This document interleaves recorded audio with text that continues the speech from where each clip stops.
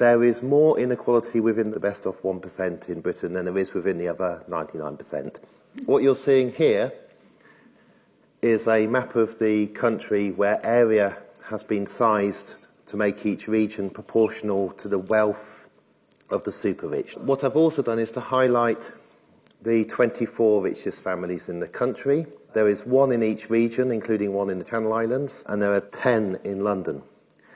And in London, those little circles have them sized by the size of their wealth. And what you can see immediately, the bulk of the super rich in this country live in London, but for all of them living in London, the richest 10 families are taking a third of all the wealth.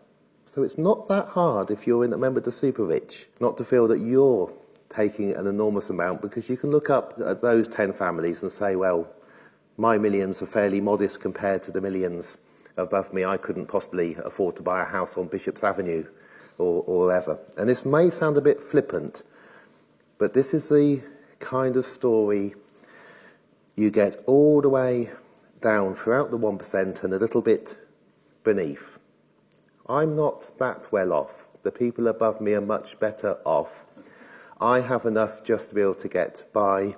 The very interesting thing that has happened since 2008 is that a new cleavage has emerged between the 1% and those beneath them.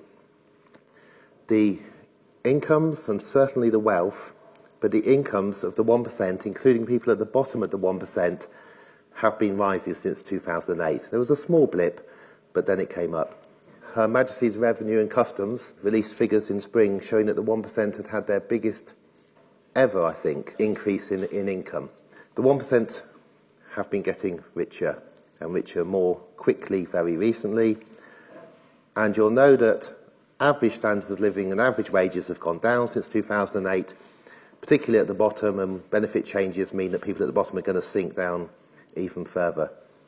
The Institute of Fiscal Studies published a report last year showing that for 99% of us, income inequality since the Great Crash has reduced so that the Gini coefficient of inequality is now back to what it was in 1990. So we are more in it together, except for the 1%. And it's no good being all in it together if you do have 1% moving off. At this point,